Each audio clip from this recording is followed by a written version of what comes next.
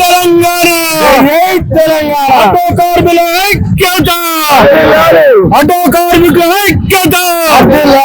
ఎందుకన్నా రోడ్ మీదకి వచ్చి రోడ్ మీదకి గల కారణం ఏంటంటే అన్న, ఇంతకుముందు మాకు రేవంత్ రెడ్డి గవర్నమెంట్ ఆటో డ్రైవర్లకు 12,000 రూపాయలు ఇస్తా అన్నది, ఇవ్వలేదు. ఇంకో విషయం ఏంటంటే ఒకటే టికెట్ తోని డైరెక్ట్ ప్రయాణంతోని ఆర్టీసీ ఉచిత ఆటోలను పెట్టడం జరిగింది. ఇప్పటికే మేము చాలని పొద్దుంతా చేస్తుంటే మాకు 300 రూపాయలు పెట్రోల్ వస్తుంటే పొద్దున్న నుండి పొద్దుగేటి వరకు మేము వేరే చేసుకోలేని పరిస్థితి అన్న. దయచేసి ఇంకో విషయం ఏంటంటే మా రేవంత్ రెడ్డి గారికి, గౌరవనీయులు రేవంత్ రెడ్డి గారికి గిన్నిస్ బుక్ లో పేరు ఎక్కించాలని మా ఆటో డ్రైవర్లు అందరం కోరుకుంటున్నాము. ఆయన అత్యధిక తిట్టిన పడ్డ వ్యక్తి. నాకు తెలిసి హైడ్రాలో కానీ ఎలా కానీ మా తల్లులు ఏమంటుండ్రంటే, మా అన్నలు ఏమంటుండ్రంటే, రేవంత్ రెడ్డి గారు మీ యొక్క భార్యని పుస్తకాలు చేయిపోవాలని అంటున్నారు.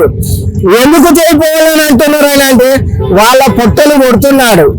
రేవంత్ రెడ్డి అయ్యా నువ్వు ఏం చేసుకుంటావో వేసుకో, నువ్వు తమ్మున్నది. మా ఆటో డ్రైవర్ల కడుపు దయచేసి కొట్టకు. నువ్వు చేసినటువంటి ఇన్ని రోజులు నీ అరాచకాలు చాలు. నీకు సీఎం రేవంత్ రెడ్డి హోదా అంటే నీకు లేదు అయ్యా. మీ గవర్నమెంట్ లో అంటే మేమంటే సీఎం రేవంత్ రెడ్డి అంటలేము, కనీసం మీ పార్టీలో ఉన్న వ్యక్తులు ఒక్కరైనా సరే మా నాయకుడు సీఎం రేవంత్ రెడ్డి అనుమానండి. ఇప్పటి వరకు మీ యొక్క పార్టీ నుండి ఎవరు కానీ నేను సీఎం అంటలేరు. మీ పార్టీలో నిన్నే ఒప్పుకుంటలేరు. అయ్యా రేవంత్ రెడ్డి మమ్మల్ని చెప్పుకోమంటావు. అరే రేవంత్ రెడ్డి మేము అనేది ఒకటే విషయం, ఇప్పటికే మాకు ఆల్రెడీ 12,000 ఇస్తా అన్నావు, ఇవ్వలేదు. మా ఆటో డ్రైవర్ల కడుపులు కొట్టకండి. మా 3 చక్రాల బండి దయచేసి నేను ఒకటే చెప్తున్నా, మాకు చాలని కడుపుతో ఇప్పటికే ఇబ్బంది అవుతుంది. దయచేసి మీ యొక్క రేవంత్ రెడ్డి గవర్నమెంట్ మా ఆటో డ్రైవర్లు అందరము దించేదాకా ఒకటే పట్టు మీద ఒకటే మాట మీద ఉంటానని కోరుకుంటున్నాను.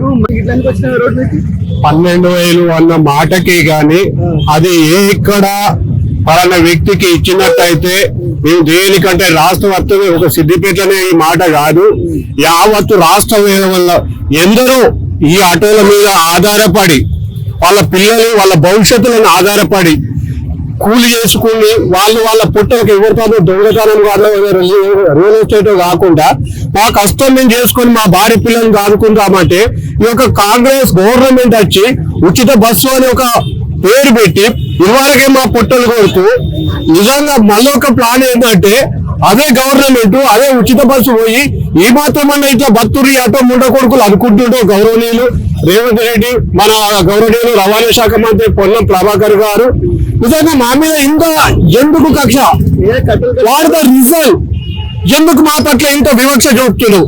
దయచేసి ఒకసారి ఆలోచించి నిర్ణయం తీసుకో. లేని పక్షంలో మొన్నటి జంతర్ మంతర్ దగ్గర విద్యార్థుల ఉద్యమం ఏదైతే ఉన్నారో ఆనాడు ధర్మేంద్ర ఎలాగ గద్దె దించడమో బిడ్డ రేవంత్ పొన్నం గారు నీ గద్దె దించడాక మేము ఆటో కార్మికులు రాష్ట్ర వ్యాప్తంగా ఉద్యమం ఉద్యుతం చేస్తాం. జై తెలంగాణ. ఇవాళ తెలంగాణ రాష్ట్రంలో కాంగ్రెస్ ప్రభుత్వం ఏర్పడి 3 సంవత్సరాలు గడుస్తా ఉంది. 3 సంవత్సరాలు ఎక్కగానే ప్రభుత్వం ఏర్పడగానే మహాలక్ష్మి పథకం తెచ్చి మహాలక్ష్మి పథకం ద్వారా ఆటో కార్మికులకు జీవనోపాధి లేకుండా పోయింది. ఇలా మరి ఇప్పుడు మహాలక్ష్మికి పథకానికి అగనిస్ట్ కాదు. ఇలా మహిళలే అంటా ఉన్నారు, ఎంతో మంది తిడుతా ఉన్నారు, అయ్యో ఈ ఫ్రీ బస్సు మాకు ఎందుకు పెట్టిండ్రని. ఆ ఫ్రీ బస్సు వాళ్ళకి పెట్టి ఇవాళ ఆటో కార్మికులు ఎంతో మంది జీవనోపాధి లేక మరణిస్తే వాళ్ళ కుటుంబాలు రోడ్ల మీద పడ్డా కూడా ఇప్పటి వరకు పట్టించుకొని ప్రభుత్వం, కాంగ్రెస్ ప్రభుత్వం, ముఖ్యమంత్రి రేవంత్ రెడ్డి. గతంలో బీఆర్ఎస్ ప్రభుత్వం ఉన్నప్పుడు ఒక రైతు మరణిస్తే 5 లక్షల రూపాయలు ఏ విధంగా వచ్చేదో ఒక ఆటో కార్మికుడు మరణిస్తే ఒక 5 లక్షల రూపాయలు ఎక్స్గ్రేషియా వచ్చేది. ఇప్పుడు ప్రభుత్వానికి అది కూడా లేదు, ఆ ఎక్స్గ్రేషియా కూడా లేదు. దాంతో సతమతమై ప్రభుత్వంలో మన ఆటో కార్మికులు ఇబ్బంది పడతా ఉన్నారంటే ఇప్పుడు ఆర్టీసీ ద్వారా ఎలక్ట్రికల్ ఆటో వాహనాలను తీసుకొచ్చి ఈ ఫ్రీ వాహనాలను తీసుకొచ్చి పూర్తిగా ఆటో కార్మికులకు జీవనోపాధి లేకుండా వాళ్ళను హింసించే విధంగా ఇవాళ కాంగ్రెస్ ప్రభుత్వం, ముఖ్యమంత్రి రేవంత్ రెడ్డి ప్రవర్తిస్తా ఉన్నారు. మేము ఒకటే చెప్తా ఉన్నాం, పెడతారు రేవంత్ రెడ్డి గారు. మేము గతంలో మీరు హైడ్రా చేసిన, మీరు మన మహాలక్ష్మి పథకం పెట్టినా, ఎంతో మంది నిన్ను తిట్టినా కూడా మేము తిట్టలేదు.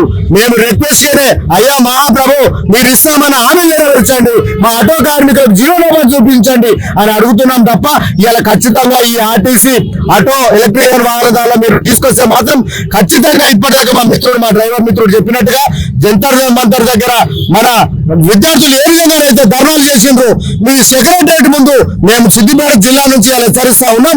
ఆటో కార్మికులమంతా ఏకమై మేము సెక్రటరేట్ ముట్టడిస్తామని తెలియజేస్తా ఉన్నాం.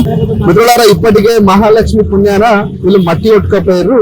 ఇప్పుడు ఎలక్ట్రిక్ తీసుకొస్తారు. ఎలక్ట్రిక్ ఏం వ్యతిరేకిస్తలేదు, కానీ వీళ్ళ భవిష్యత్తు ఏంది, వీళ్ళ పిల్లల జీవితం ఏంది, వీళ్ళు ఎట్లా బతకాలి, దీనికి ఒక విధానం లేకుండా తీసుకొస్తే మాత్రం వీళ్ళు నిత్య నీళ్ళు కూడా మర్చిపోయే పరిస్థితి వచ్చింది. ఒకసారి ఆలోచన చేయండి. దీన్ని ఇట్లే వదిలేస్తే వీళ్ళందరూ ఒక పెద్ద ఉద్యమంలా మరి నీ ప్రభుత్వాన్ని కూర్చోదాకా ఇచ్చిపెట్టరు అంటారు. చూసుకోండి.